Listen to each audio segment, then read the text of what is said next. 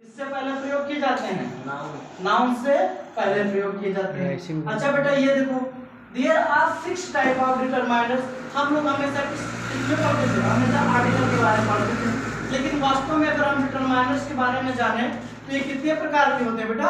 6 प्रकार के होते हैं। बेटा 6 में सबसे पहले क्या आता है बाबू? आर्टिकल आता है। आर्टिकल के बाद में क्या आता है? डेमोन्स्ट्रेटिव आता है। डेमोन्स्ट्रेटिव के बाद में क्या आता है? पजेसिव आता है। पजेसिव के बाद में क्या आता है? इंटरोगेटिव आता है। फिर क्या आता है? क्वांटिफायर्स आता है। फिर क्या आता है? डिस्ट्रीब्यूटिव्स आता है। तो अब हम एक एक करके एक एक के बारे में अच्छे से क्या करेंगे? पढ़ेंगे। अगर हम बात करते हैं आर्टिकल की, तो आर्टिकल को अगर मैं देखूं तो कितने भागों में बांटा गया है? 2 भागों में। अगर आर्टिकल को मुख्य रूप से देखा जाए तो कितने भागों में बांटा गया है? 2 भागों। कौन कौन से बेटा? एक होता है डेफिनिट। क्या होता है? डेफिनिट। क्या होता है? डेफिनिट। एक क्या होता है? इंडेफिनिट। ठीक है।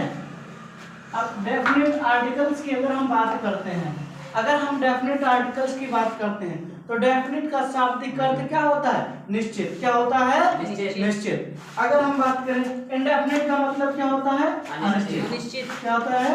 अनिश्चित। ठीक है, ओके। ये होता है निश्चित, और इंडेफिनिट का मतलब क्या होता है? अनिश्चित। अनिश्चित। अच्छा, अब देखते हैं थोड़ा सा हम अब आर्टिकल की अगर हम बात करें तो जो डेफिनिट और इनडेफिनिट है तो इसमें कुल कितने आते हैं? 3 आते हैं। एक आता है द, एक आता है ए, एक आता है क्या? द, एक आता है ए, और एक क्या आता है? अब देखो, जिसमें जो क्या होता है बेटा, जो द होता है वो क्या है? डेफिनिट है। द क्या है? डेफिनिट आर्टिकल है। क्या है? डेफिनिट आर्टिकल है। कैसा आर्टिकल है? डेफिनिट।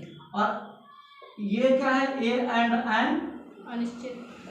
ए इंडेफिनिट है। क्या है? इंडेफिनिट है।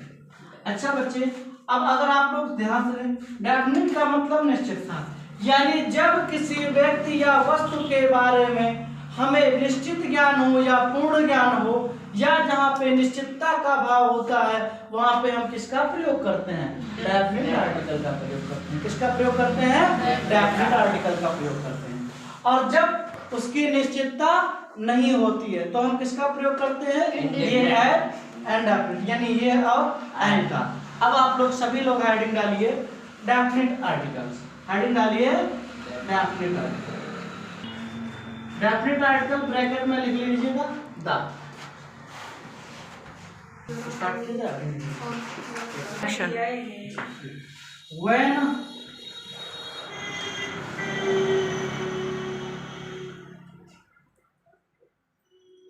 Time, place, person